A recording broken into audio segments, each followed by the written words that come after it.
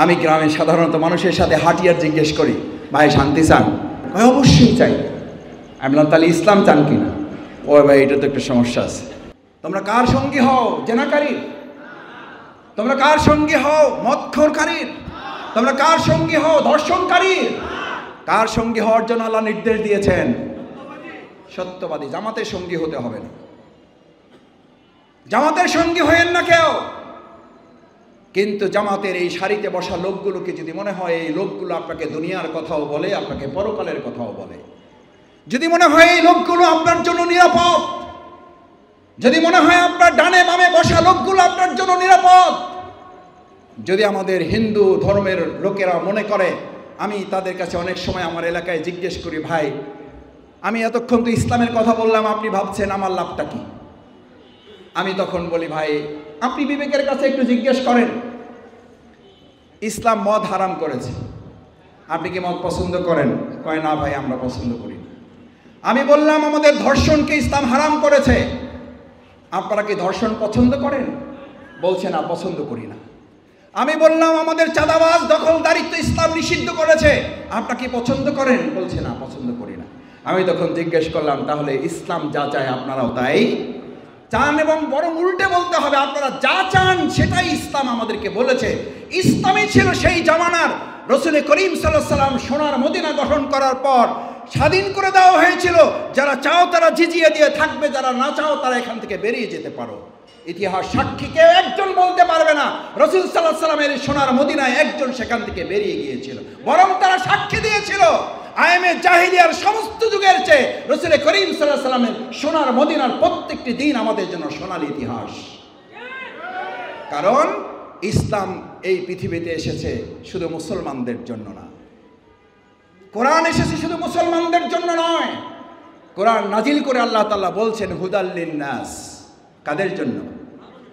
মানুষদের জন্য। সেই মানুষদের মধ্যে আমাদের হিন্দুরা আছে, সেই মানুষদের জন্য ইহুদিরা আছে, সেই মানুষদের মধ্যে খ্রিস্টানরা আছে। সেই ইসলামের কথা বললেই একটা ভয় আপনাদের মধ্যে ধরিয়ে দেয়, আল্লাহর ভয় করে না, ইসলামকে ভয় করে। কি ভয় দেখায়? জামাত ইসলামী ইসলামের কথা বলে, বুঝেন কিন্তু আইসাই প্রথম হাতটা কাইটে দিবে। আরে ভাই হাত কাটে। এখন যদি পুলিশ আসার কথা কেউ বলে, এখান থেকে আপনারা কেউ দৌড়াবেন? কেন দৌড়াবেন না? মনের মধ্যে আপনাদের কোনো কি নাই? এই যে গ্রামে একটা কথা বলে, চোরের মনে পুলিশ পুলিশ। তারপরে যদি হাত কাটার ভয় আপনার হয়, তার মানে নিশ্চিত যে আপনার মধ্যে চোরামির অভ্যাস আছে। চোরামির অভ্যাস, নেশাখোরের অভ্যাস, ধর্ষণ করার অভ্যাস আপনার মধ্যে আছে বলে আপনি ইসলামকে ভয় পান। আর যারা ইসলামকে বিশ্বাস করে তারা ইসলামকে নিরাপদ এবং নিরাপত্তার গ্যারান্টি মনে করে। এবার আপনাকেই সিদ্ধান্ত নিতে হবে, ইসলামকে কি আপনি ভয় পাবেন নাকি ইসলামকে নিরাপত্তা এবং নিরাপদের একটা গ্যারান্টি হিসাবে এটাকে গ্রহণ করবেন। আমি গ্রামে সাধারণত মানুষের সাথে হাঁটি আর জিজ্ঞেস করি, ভাই শান্তি চান? কয় মাসুদ ভাই এটা কী করে? এটা জিগান লাগে। জিগান লাগে বুঝেন তো, একদম গ্রামের কথা আর কি। তো সব ঢাকার মানুষেরা, গ্রামে তো আপনাদেরও আছে, যে মাসুদ ভাই এটা আবার বলা লাগে। আমি বললাম না, তাও জিজ্ঞেস করি, শান্তি চান? কয় অবশ্যই চাই।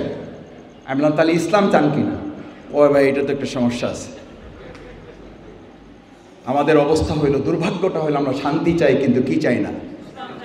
অথচ পৃথিবীর নিশ্চিত আজকে থেকে পৃথিবীর সৃষ্টি শুরু থেকে এখন পর্যন্ত এবং পৃথিবী যতদিন থাকবে, প্রিয় নবী মুহাম্মদ রাসূলুল্লাহ সাল্লাল্লাহু আলাইহি ওয়াসাল্লাম হিলফুল ফজল গঠন করে 4 দফা 5 দফা কর্মসূচি ঘোষণা করেছিলেন না করেন নাই? ইতিহাস সাক্ষী, তার সেই 4 দফা কর্মসূচি ধারাবাহিকতা সফলতা পেয়েছে মহাগ্রন্থ আল কোরআনের ওহীর জ্ঞান আসার পরে। মুহাম্মদুর রাসূলুল্লাহ সাল্লাল্লাহু আলাইহি ওয়াসাল্লাম যদি তার প্রণীত 4 দফা কর্মসূচি ওহীর জ্ঞানের দ্বারা স্বয়ংসম্পূর্ণ না হলে সফল না করতে পারেন, এই পৃথিবীতে এমন একজন নেতার নাম আপনি আমাকে বলেন, চ্যালেঞ্জ করে যাচ্ছি। আপনি যে রাসূল করিম সাল্লাল্লাহু আলাইহি ওয়াসাল্লামকে নেতা মানেন আর না মানেন, এখন এই কথা বললে তো বলবেন যে মাসুদ ভাই ওয়াজের লাইনে চলে গেলেন, আসছেন রাজনৈতিক বক্তৃতা দিতে, ওয়াজের লাইনে গেলেন। ওয়াজ আর রাজনৈতিক বক্তৃতা তো আলাদা না ভাই। একটু আগে সালাতুল ইশা পড়ে এসছেন, আল্লাহুম্মা সাল্লি আলা সাইয়্যিদিনা পড়ে আসছেন না আসেন নাই? সাইয়্যিদিনা কাকে বলে এসছেন? প্রিয় নবী মুহাম্মদ রাসূলুল্লাহ সাল্লাল্লাহু আলাইহি ওয়াসাল্লামকে নেতা ভেবে এসেছেন, তাকে নেতা মেনে এসেছেন। প্রিয়নবী মুহাম্মদ রাসূলুল্লাহ সাল্লাল্লাহু আলাইহি সাল্লাম যদি নেতা হয় আপনার, সেই মুহাম্মদ রাসূলুল্লাহ সাল্লাল্লাহু আলাইহি সাল্লাম পৃথিবীর আজ অবধি রাজনৈতিক সংস্কারের এর চেয়ে বড় নেতা আর কোথাও পৃথিবীতে আসবে না, ছিল না, ভবিষ্যতেও পাওয়ার কোনো সম্ভাবনা। তিনি যদি তার নিজের ব্যক্তির প্রণীত 4 দফা কর্মসূচি হিলফুল ফুজুল কোরআনের বিধান ছাড়া সফল করতে না পারেন, আপনার কাছে চ্যালেঞ্জ ছুরি দিয়ে রেখে গেলাম, পৃথিবীর ইতিহাসে আর এমন একটা দিনের জন্য অপেক্ষমান থাকুন যে কোরআন এবং ওহীর জ্ঞান বাদ দিয়ে, আল্লাহর দেওয়া বিধান বাদ দিয়ে, মানুষ তার তৈরি করা মতবাদ দিয়ে, মতবাদ রচনা করা, তৈরি করা দল দিয়ে, দফা দিয়ে মানুষকে শান্তি কিংবা মুক্তির পথ দেখাতে পারবে। এই নিশ্চয় থেকে আমাদের সামনে কেউ দিতে পারবেন? যদি এই চিন্তা কেউ করে, তাহলে প্রিয়নবী মুহাম্মদ রাসূলুল্লাহ সাল্লাল্লাহু আলাইহি সাল্লামের প্রতি ঈমানের ক্ষেত্রে তার ঘাটতি পরিলক্ষিত হবে। কেন ঘাটতি পরিলক্ষিত হবে? এই জন্য যে প্রিয়নবী রাসূল করিম সাল্লাল্লাহু আলাইহি সাল্লামকে তো আপনি নেতা মেনেছেন। সেই রাসূল করিম সাল্লাল্লাহু আলাইহি সাল্লামকে যদি আপনি নেতাই মানলেন, তাহলে আমাদের প্রিয়নবী রাসূল করিম সাল্লাল্লাহু আলাইহি সাল্লামের প্রণীত বিধানকে আপনি কেন কাজে লাগাতে পারবেন না?